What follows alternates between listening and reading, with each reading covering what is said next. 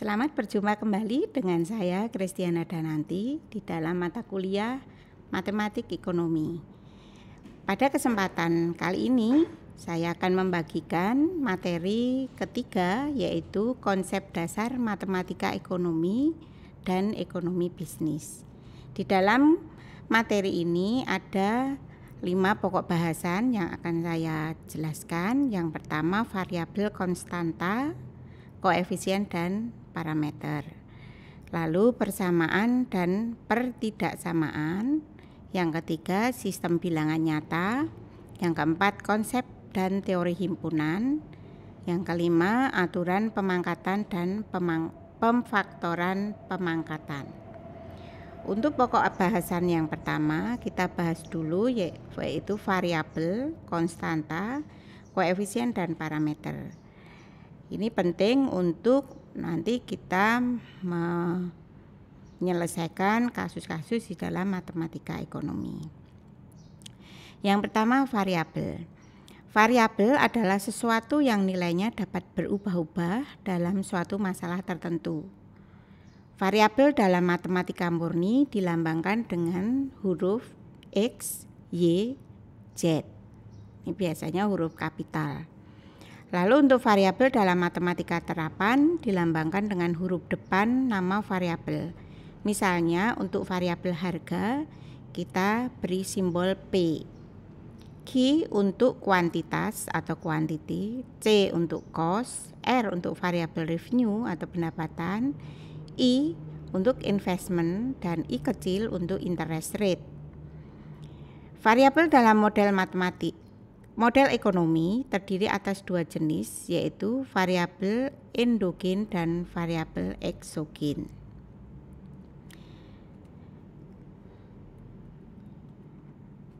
Apa itu variabel endogen dan variabel eksogen? Variabel endogen adalah variabel yang nilai penyelesaiannya diperoleh dari dalam model. Jadi dari hasil penyelesaian model. Sedangkan variabel eksogen adalah variabel yang nilai-nilainya diperoleh dari luar model atau sudah ditentukan berdasarkan data yang ada. Suatu variabel dapat menjadi variabel endogen pada suatu model dan dapat juga menjadi variabel eksogen pada model yang lain.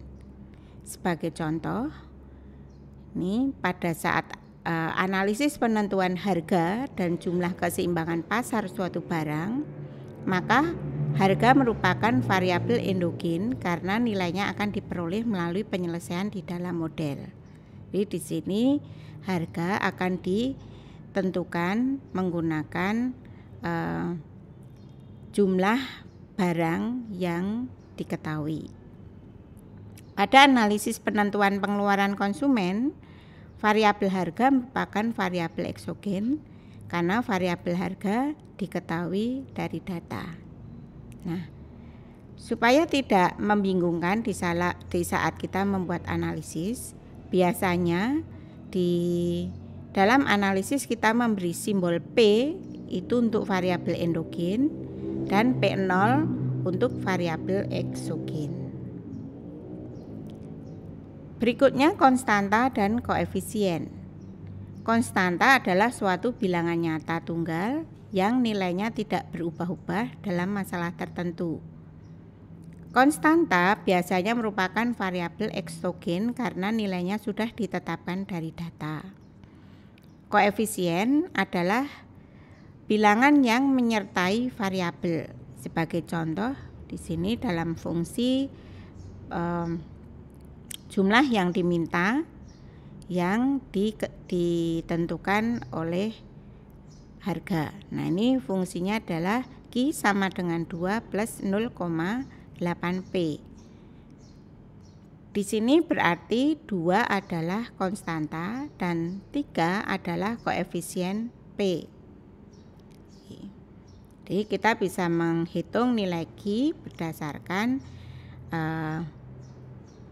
penyelesaian 2 plus 0,8P. Nanti kita masukkan suatu angka untuk P. Berikutnya parameter. Parameter adalah suatu nilai tertentu dalam suatu masalah tertentu dan dapat menjadi nilai yang lain pada masalah yang lain. Biasanya dilambangkan dengan huruf awal Yunani yaitu alfa, beta, dan chi. Atau bisa juga menggunakan huruf Arab yaitu A, B, dan C. Untuk membedakan dengan lambang variabel, biasanya parameter ditulis dengan huruf kecil. Jadi kalau parameter ini ditulis dengan huruf kecil, kalau variabel tadi ditulis dengan huruf besar. Kalau di dalam matematika murni, variabel tadi dilambangkan dengan huruf X, Y, Z. Sedangkan dalam matematika terapan bisa menggunakan huruf depan dari nama variabel yang diteliti atau dianalisis. Berikutnya untuk pokok bahasan kedua yaitu persamaan dan pertidaksamaan. Persamaan dan pertidaksamaan ini bisa dijelaskan sebagai berikut. Persamaan adalah suatu pernyataan bahwa dua lambang adalah sama. Biasanya disimbolkan dengan tanda sama dengan. Sedangkan pertidaksamaan adalah suatu pernyataan yang menyatakan bahwa dua lambang adalah tidak sama. Biasanya disimbolkan dengan tanda lebih kecil atau lebih besar. Dalam matematika ekonomi terdapat 3 macam persamaan, yaitu persamaan definisi, persamaan perilaku, dan kondisi keseimbangan. Satu persatu kita bahas di sini. Persamaan definisi diartikan sebagai suatu bentuk kesamaan di antara dua pernyataan yang mempunyai arti yang sama. Contoh, pendapatan nasional bruto atau gross national product, ini disingkat GNP, adalah penjumlahan dari pengeluaran konsumsi C, investasi I, pengeluaran pemerintah G, dan ekspor neto. Ekspor neto dihitung dari selisih ekspor dan impor. Secara matematis ditulis dalam persamaan GNP sama dengan C plus I plus G plus selisih antara X dan M. X min M. Persamaan definisi tidak boleh diartikan sebagai hubungan fungsional. Jika ruas kanan tanda sama dengan pada satu atau beberapa variabel ditambah atau dikurangi dengan nilai tertentu, misalnya 100 ya, maka ruas kiri tanda sama dengan pasti akan ditambah atau dikurangi nilai sebesar 100. Jadi kalau salah satu variabel ini meningkat, diberi nilai kenaikan 100 tadi, maka GNP juga akan meningkat sebesar 100. Ini persamaan definisi. Berikutnya persamaan perilaku. Persamaan perilaku adalah persamaan yang menunjukkan bahwa perubahan perilaku suatu variabel sebagai akibat perubahan variabel lainnya yang berhubungan dengan. Contoh, perubahan biaya total atau total cost suatu perusahaan sebagai akibat dari perubahan jumlah produksi. Maka persamaan perilaku dapat dituliskan sebagai total cost sama dengan ini contoh ya, 100 itu konstanta ditambah koefisien 25 Ki.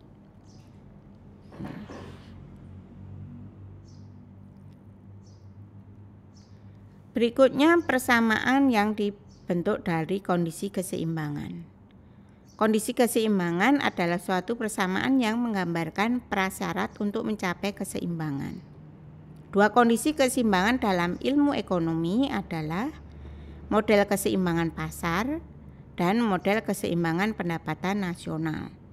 Untuk model keseimbangan pasar, kita memperoleh kondisi keseimbangan dari menyamakan kuantitas yang diminta dengan kuantitas yang ditawarkan, atau jumlah yang diminta sama dengan jumlah yang ditawarkan. Untuk model keseimbangan pendapatan nasional, kita menggunakan nilai tabungan atau S, saving, itu sama dengan investasi atau I, sehingga modelnya diperoleh dari S sama dengan I. Untuk topik ketiga, sistem bilangan nyata. Pokok bahasan ketiga ya, sistem bilangan nyata. Suatu sistem bilangan nyata itu bisa dibedakan menjadi bilangan rasional dan bilangan irasional. Bilangan rasional itu sendiri merupakan bilangan bulat dan bilangan pecahan. Ya, kalau bilangan bulat nilainya utuh. Bilangan pecahan itu berada di antara suatu bilangan bulat ke bilangan bulat yang lainnya. Jadi mengandung nilai pecahan. Kalau dalam bentuk desimal ada nilai koma di belakang, ada nilai bilangan di belakang koma gitu ya. Kemudian bilangan bulat itu bisa berwujud bilangan negatif, 0 dan bilangan positif. Sedangkan bilangan irasional itu merupakan bilangan yang tidak memenuhi kaidah pada bilangan rasional. Nah, ini contoh bilangan. Ini ya. Untuk bilangan nyata misalnya kita memiliki bilangan atau angka 1. Bilangan rasional itu berwujud tadi kan bisa bilangan bulat, bisa bilangan pecahan. 4/2 itu sama dengan 2. Kemudian 0 itu juga masuk bilangan rasional. 5/2 atau 2,5. Kemudian 1/3 itu 1,333 dan seterusnya. Nah, yang membedakan bilangan rasional dengan bilangan irasional, kalau bilangan irasional contohnya misalnya akar 2. Itu kalau kita cari nilainya 1,41423 dan seterusnya, itu angka di belakang 3 itu berbeda. Kalau bilangan rasional meskipun pecahan sepertiga tadi 1,3, nah itu 3 kalau kita hitung nanti angkanya akan kembar sama 333, itu masuk bilangan rasional. Sedangkan akar 2 setelah angka 3 itu kalau kita panjangkan desimalnya bisa berbeda. Itu cirinya. Kemudian bilangan bulat integer itu nilainya contohnya -2, -1, 0, 1, 2. Berikutnya bilangan pecahan atau fraction itu contohnya setengah, 0,5 dan seterusnya. Bilangan negatif itu ada tanda minus di depan suatu angka. Bilangan 0 ini bilangan 0 dituliskan 0 gitu ya. Kemudian bilangan positif. Biasanya bilangan positif itu ada tanda positif di depan sebuah angka tetapi tidak ditulis. Nah, berikutnya konsep dan teori himpunan. Konsep himpunan adalah kelompok dari objek yang berbeda. Objek berupa kelompok bilangan-bilangan atau suatu kelompok yang lain. Contoh, sekelompok bilangan bulat yang terdiri dari 1 sampai 5 ditulis dengan cara yang pertama, S mesta itu sama dengan dalam kurung ya, 1, 2, 3, 4, 5. Nah, ini sekelompok bilangan bulat yang terdiri dari 1 sampai 5. Anggotanya 1, 2, 3, 4, 5. Cara yang kedua bisa juga ditulis dengan cara misalnya seperti ini. B itu sama dengan X sedemikian hingga X bilangan bulat positif. Di sini ada keterangan bahwa himpunan S memiliki elemen terbatas, maka disebut himpunan terbatas, finite set. Jadi anggotanya itu 5, 1 sampai 5 ya disebutkan 1, 2, 3, 4, 5. Dan karena ini bilangan bulat berarti bukan pecahan, maka anggotanya hanya ada 5. Sedangkan penulisan himpunan menggunakan huruf B ini ya, memiliki elemen tidak terbatas. Karena di sini dikatakan B itu sama dengan X sedemikian hingga X. Jadi X garis lurus X itu dibaca X sedemikian hingga X bilangan bulat positif. Nah, bilangan bulat positif ini kan banyak sekali. Tidak hanya 1, 2, 3, 4, 5. Jadi bisa disebutkan lebih banyak lagi sehingga tidak terbatas. Maka dinyatakan sebagai infinite set. Tapi kalau untuk contoh ini, contoh bilangan bulat terdiri 1 sampai 5, maka pernyataannya harusnya X sedemikian hingga bilangan bulat X bilangan bulat positif 1 sampai dengan 5.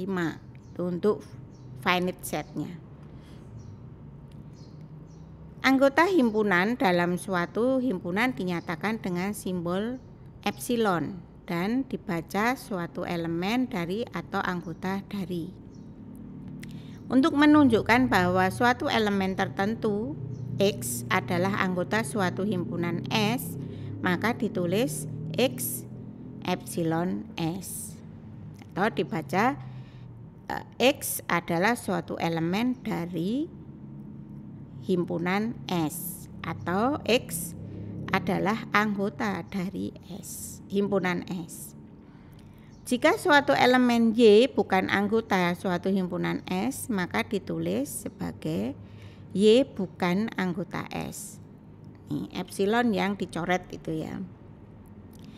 Jika simbol R menyatakan himpunan dari suatu bilangan nyata dan X adalah suatu bilangan nyata, maka ditulis sebagai X anggota R.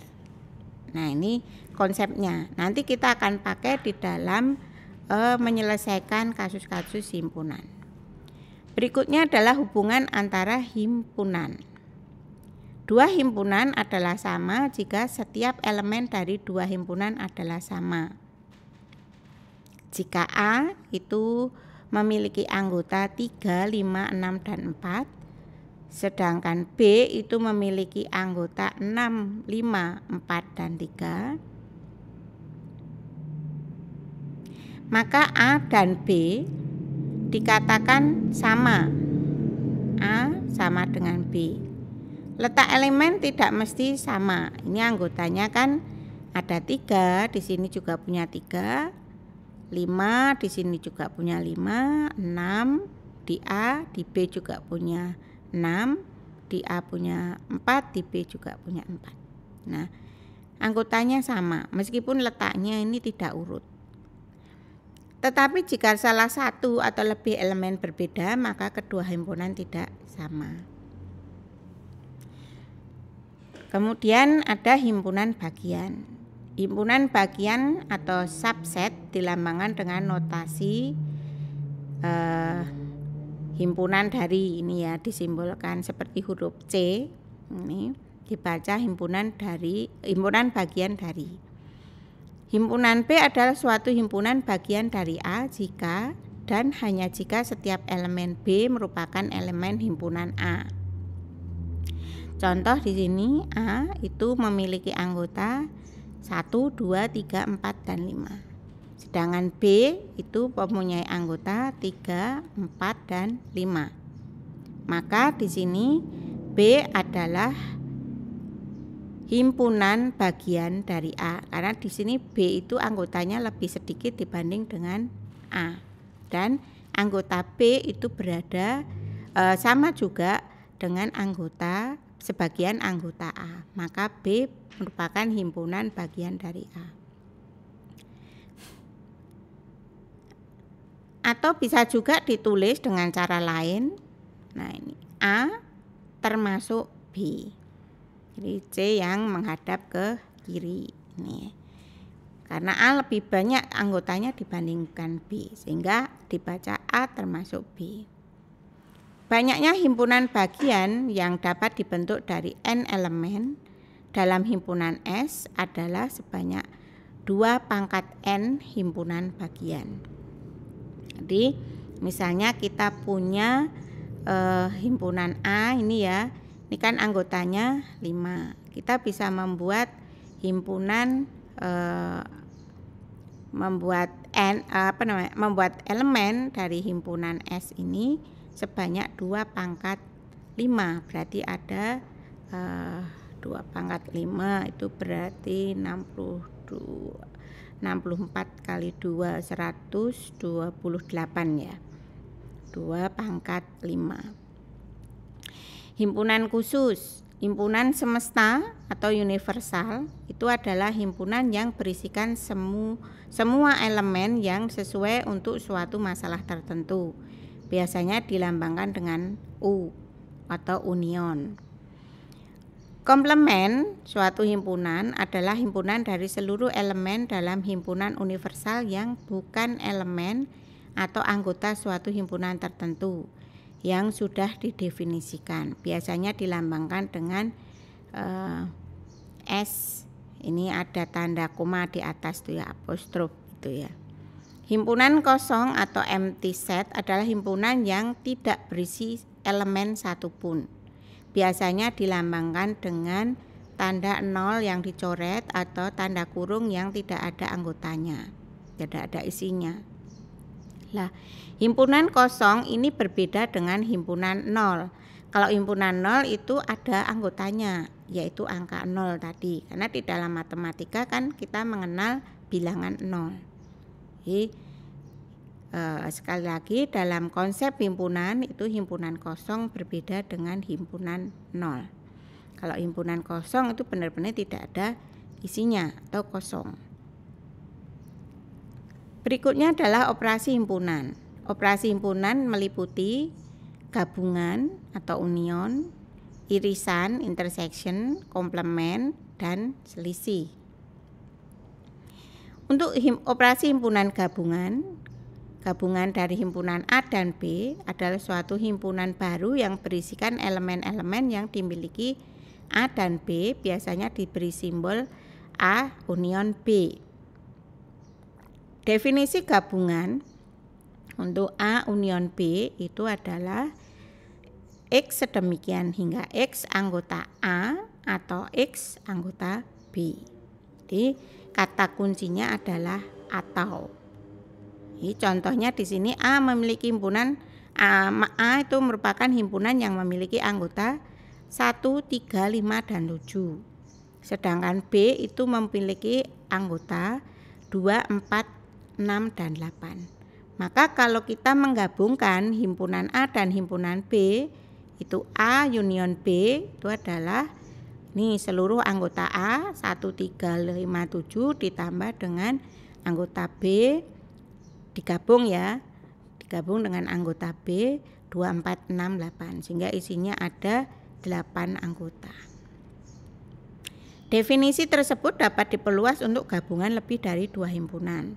Ini misalnya kita punya himpunan yang lain, misalnya C itu ya punya anggota 9, 10, maka anggota kalau kita gabung A union B union C itu nanti seluruh anggota himpunan A, B, dan C. Berikutnya operasi himpunan irisan. Irisan dari 2 himpunan A dan B adalah himpunan baru berisikan elemen-elemen A dan B, biasanya diberi simbol A irisan B. Ini seperti huruf N ya. Jadi definisi untuk irisan itu X sedemikian hingga X anggota A dan X anggota B. Kata kuncinya adalah dan. Jadi yang kalau dan itu berarti elemen itu menjadi anggota suatu himpunan A dan sekaligus menjadi anggota himpunan B.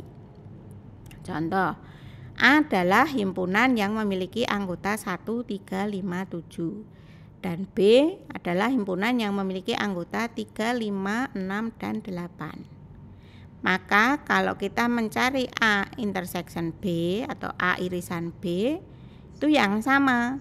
Anggota yang ada di himpunan A dan himpunan B di sini adalah 3 dan 5. Sehingga irisannya adalah irisan A dan B itu adalah 3 dan 5. Contoh lain, misalnya kita punya himpunan C itu anggotanya -1, -3, -5. Sedangkan himpunan D itu 2, 4, 6. Kalau kita disuruh mencari C intersection D, maka merupakan himpunan kosong, tidak ada anggotanya. Bukan nol ya, tapi himpunan kosong. Berikutnya operasi himpunan komplement. Komplement dari himpunan A adalah seluruh elemen atau anggota himpunan universal U yang tidak ada dalam himpunan A. Biasanya diberi simbol A apostrof atau A pangkat C. A komplement itu ya. Definisi komplement untuk A komplement ini X sedemikian hingga X sama dengan mu U dan X bukan anggota A. Contoh di sini himpunan universalnya adalah 1, 2, 3, 4, 5, 6, 7, dan 8. Kemudian kita punya himpunan A yaitu beranggotakan 1, 3, 5, 7. Maka kita dapat mencari komplement A dari himpunan universal itu berarti 2, 4, 6, dan 8. Untuk mencari suatu nilai komplement itu kita harus mengetahui dulu universalnya, himpunan universal. Jadi mutlak di sini harus diketahui himpunan universalnya. Kalau kita tidak ada data untuk himpunan universal, maka kita tidak bisa mendapatkan nilai komplement suatu himpunan. Berikutnya operasi himpunan selisih. Selisih dinyatakan sebagai A min B ya. A min B adalah himpunan yang anggota-anggotanya merupakan anggota himpunan A namun bukan anggota himpunan B. Nah, untuk A dan B di sini contohnya A 1, 3, 5, 7 dan B 3, 5, 6, dan 8. Nah, ini untuk komplement kan harus diketahui dulu universal. Bila diasumsikan himpunan universalnya adalah bilangan 1, 3, 5, 6, 7 dan 8. Berarti yang selisih A dan B itu kan yang bukan B itu kan ini berarti angka yang bukan B itu berarti angka 1 dan angka 7 yang ada di A. Nih. Maka selisihnya adalah 1 dan 7. Lah seandainya himpunan universalnya itu 1 sampai 10, maka nanti selisih A dan B itu ada tambahan bilangan yaitu 9 dan 10. Kalau digambarkan dalam bentuk diagram Venn, operasi himpunan itu akan terlihat seperti ini. Ini gabungan, ini himpunan A, ini himpunan B. Kalau gabungan itu seluruh ini. Kalau irisan itu hanya di tengah yang ini. Jadi yang menjadi anggota A sekaligus anggota B. Kalau komplement A itu di luar himpunan A, berarti yang kuning ini.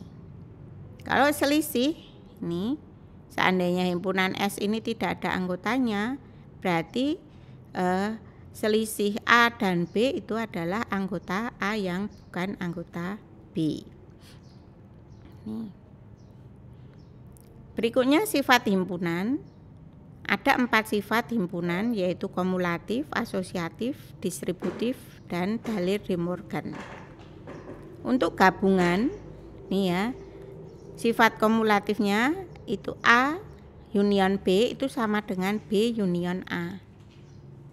Sedangkan untuk irisan itu sama A irisan B itu sama dengan B irisan A. Itu kumulatif. Untuk sifat asosiatif misalnya di sini kita punya himpunan A gabungan B kemudian digabung dengan C, maka itu akan sama dengan A gabungan B dan gabungan C. Ini jadi kurungnya dipindah di sini sama. Untuk irisan modelnya juga sama. A irisan B irisan C itu sama dengan A irisan dari B irisan C. Untuk distributif itu A union B union C itu dituliskan sebagai A union B. Ini kemudian diiriskan dengan A gabungan C. Nah, sebaliknya kalau irisan di sini A irisan B irisan C itu adalah A irisan B digabung dengan A. Ini maaf, ini ada yang salah ya. A irisan C.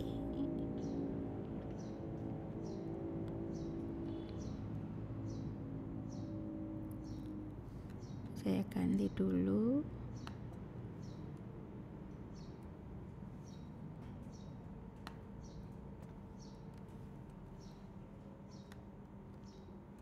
Nah, ini rumusnya seperti ini.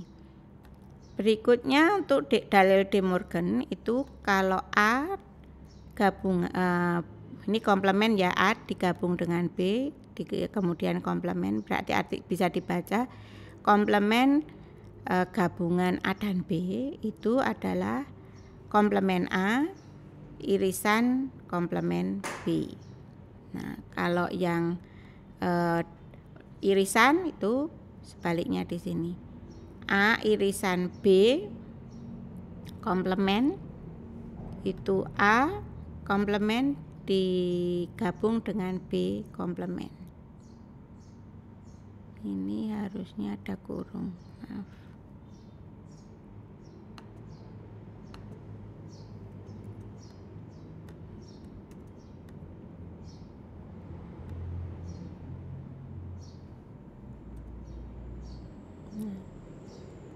Oke, berikutnya aturan pemangkatan dan pemfaktoran pemangkatan. Pemangkatan ini dapat dijelaskan sebagai berikut. Pangkat digunakan untuk menunjukkan bahwa suatu variabel atau konsta dikalikan dengan variabel atau konstanta itu sendiri, tergantung pada bilangan yang menjadi pangkatnya. Contoh di sini, ini pemangkatan 5 pangkat 2, itu berarti 5 kali 5 sama dengan 25. Kalau 5 pangkat 3 itu 5 kali 5 kali 5, 125. 5 pangkat 4 bagaimana? Ya 5 kali 5 kali 5 kali 5.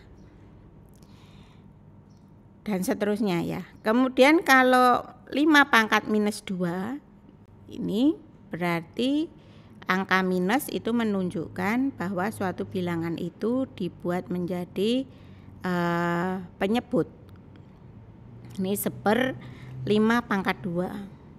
Nah, kalau 1/5 pangkat 2 berarti dihitung dengan 1/5 kali 1/5, berarti 1/25. Kalau 5 pangkat 0, 1. Kalau 125 pangkat 2/3, ini bisa kita tuliskan sebagai akar 125. Di sini di luar akar ini ada angka 3 ya. Atau akar pangkat 3 di sini. 125 kuadrat dari akar pangkat 3. Nah, ini bisa dituliskan seperti ini. Ini akar pangkat di bawah, di dalam akar ini bisa kita keluarkan dengan menambah kurung di sini. Nah, akar pangkat 3 dari 125 itu kan 5.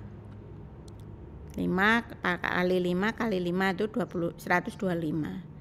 Nah, di sini ada yang di dalam kurung ini pangkat 2, berarti 5 pangkat 2 sama dengan 125.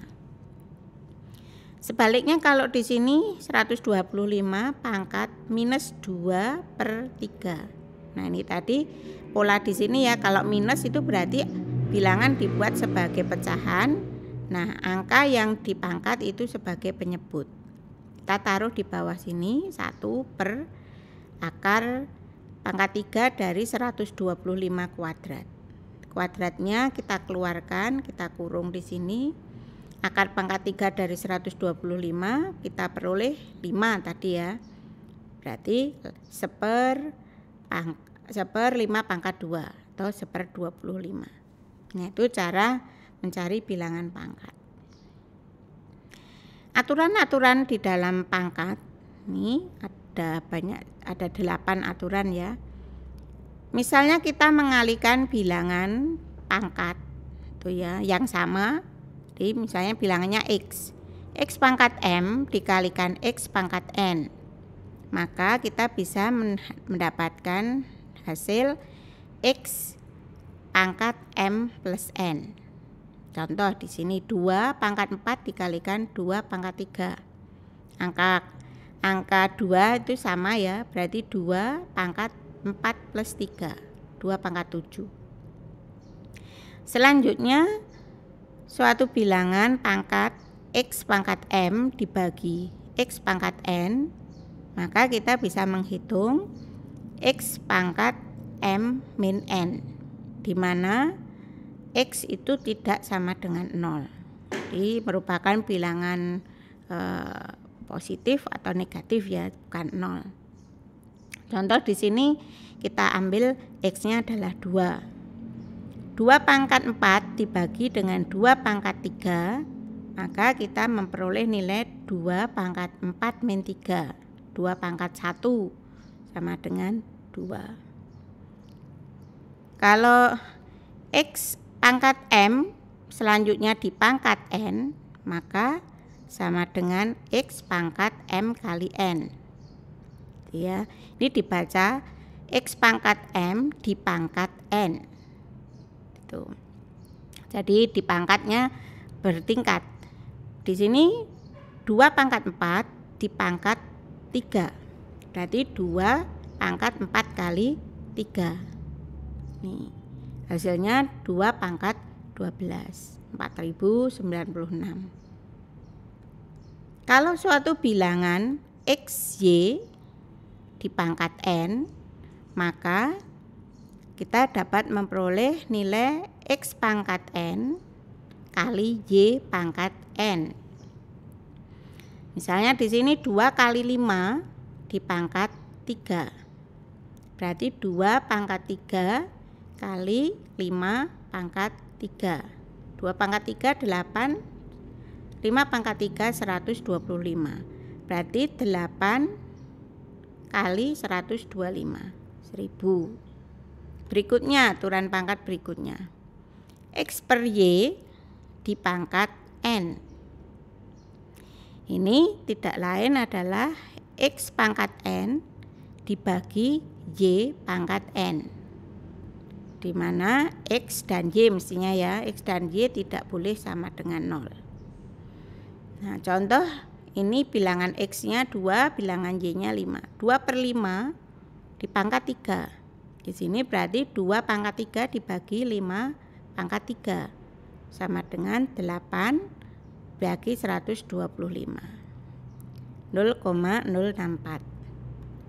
Berikutnya X pangkat 1/N. Ini kalau ditulis dalam bentuk ini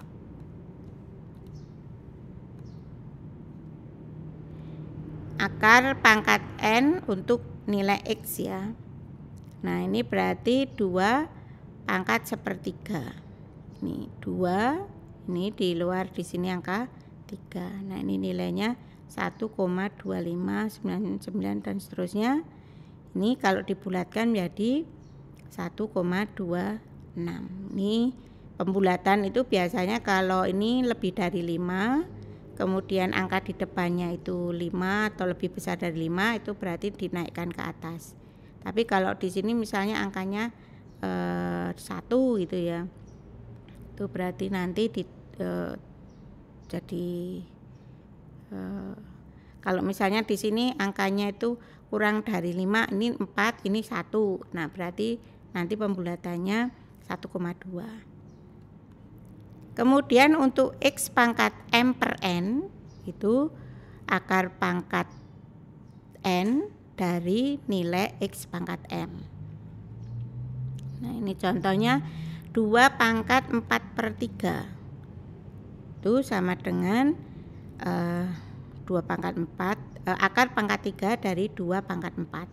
Nah, ini Nilainya 2,5194. Berikutnya N pangkat negatif X pangkat negatif N itu berarti dia seper X pangkat N. Nah, kalau misalnya 2 pangkat minus 4 itu berarti seper 2 pangkat 4. Nah, ini aturan-aturan pangkat.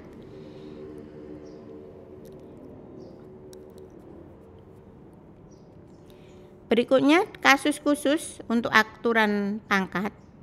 Ini untuk bilangan nyata, jika bilangan itu 1, maka akan menghasilkan bilangan nyata itu sendiri. Misalnya X pangkat 1 itu ya X, 2 pangkat 1 ya 2. Suatu bilangan nyata selain 0 jika dipangkatkan dengan bilangan 0 maka akan menghasilkan nilai sama dengan 1. X pangkat 0 itu sama dengan 1, 2 pangkat 0 itu adalah 1. Yang ketiga, bilangan 1 jika dipangkat dengan bilangan nyata apa saja, maka akan menghasilkan bilangan itu sendiri, yaitu 1. 1 pangkat N itu 1, 1 pangkat 4, 1, 1 pangkat 10 ya 1. Berikutnya pemfaktoran monomial. Faktor adalah satu di antara pengali-pengali yang terpisah dalam suatu hasil kali. Misalnya, pernyataan matematika yang berbentuk AB plus AC maka dapat difaktor menjadi A kali B plus C. Jadi A-nya dikeluarkan, BY dan C-nya dimasukkan dalam kurung. Contoh, 2Y pangkat 3 min 3X pangkat 2 ditambah 4Y. Kalau Y-nya kita keluarkan 1, maka yang di dalam kurung 2Y pangkat 2 dikurangi 3XY ditambah 4. Nah, kebenaran matematika untuk operasi tersebut adalah hukum distributif dari bilangan-bilangan nyata. Nah, ini kalau kita selesaikan untuk ini ya, nanti kita pakai pecah lagi di dalam 2 kurung, nanti kita akan bahas untuk sesi yang akan datang. Pemfaktoran. Berikutnya pemfaktoran binomial. Ini prosedur yang digunakan untuk memperoleh faktor-faktor apabila suatu pernyataan matematika mempunyai 2 faktor bersama. Nah, ini seperti yang monomial tadi, ini kan dalam kurung 2Y pangkat 2 dikurangi 3XY plus 4. Itu nanti kita pecah menjadi 2 kurung di dalam pemfaktoran binomial. Misalnya Y itu sama dengan X kuadrat min 9X plus 20, maka kita faktorkan menjadi 2. Di sini Y sama dengan X plus A dikalikan X plus B. Kalau kita kalikan X dengan X, ini ketemu X kuadrat. Kemudian A plus B kali X ditambah A kali B. Jadi X kali X ditambah A plus B dikalikan X ditambah A kali B. Misalnya di sini untuk persamaan X kuadrat min 9X plus 20, berarti nilai AB itu adalah minus 9. A plus B ya, A plus B itu minus 9. Dan AB adalah 20. Nih. Misalkan A itu kita ambil minus 4 dan B itu minus 5. Maka Y sama dengan X kuadrat min 9X plus 20 itu adalah X min 4 dikalikan dengan X min 5. Nah, ini kalau kita hitung berarti ini kan X kali X, berarti X kuadrat ditambah X kali 4 kali X ditambah minus 4 kali X ditambah lagi minus 5 kali X, itu kan 9X. Terus ini minus 4 kali minus 5 itu kan positif 20. Contoh lain, faktorkanlah 8 kuadrat plus 26X plus 15. Nah, ini kita punya model di sini rumusan ya. Y itu sama dengan A plus AX plus C dikalikan BX plus D. Ini kan ini 8 ini adalah A, kemudian ini maaf ini AB-nya itu ini kalau kita kalikan kan berarti A menjadi ABX kuadrat ditambah AD ditambah BC X ditambah CD. Nah ini kalau misalnya kita punya nilai A-nya itu 4, nih A-nya 4, B-nya 2, dan kemudian C-nya 3 dan D-nya itu 5, maka kita masukkan di sini temu. Nah, bagaimana kita mencari nilai A, kemudian nyari B, C dan D. Nah, kita cari angka saja yang dari angka yang bisa dipakai menjadi faktor untuk 15, kemudian 8, kemudian 26 tuh. 26 itu kan bisa dibagi 2. 8 itu juga bisa dibagi 2, faktornya kan itu, faktor terkecilnya. Kemudian kalau 15 itu faktornya kan 3 dan 5. Kalau 8 itu faktornya 2 dan 4. Kalau 26 itu faktornya 2 dan 13. Nah, kita ambil yang terkecil saja. Berarti faktor terkecilnya kan ada 4, 2, 3 dan 5. Yang cocok untuk 15 itu faktor apa? 3 dan 5. Padahal yang 15 itu kan CD di sini. Maka CD-nya 15 itu 3 dan 5. Ini. Kemudian 8 itu 4 dan 2. Maka A adalah 4, B-nya adalah 2. Berikutnya perbedaan 2 kuadrat. Suatu pernyataan matematika yang berbentuk X kuadrat min B dengan B adalah kuadrat suatu bilangan nyata dianggap sebagai perbedaan di antara 2 kuadrat. Contoh, Y sama dengan Y kuadrat min 25. Nah, ini Y-nya kita maaf ini harusnya X ya. Ini bukan Y, harusnya ini X. X kuadrat min 25. Berarti Y itu sama dengan X plus 5 dikalikan X min 5. Supaya tidak ada nilai suatu bilangan X gitu ya. Ini kan kalau dikalikan berarti 5X ditambah 5X kan 0. Berarti tinggal X kuadrat min 25X.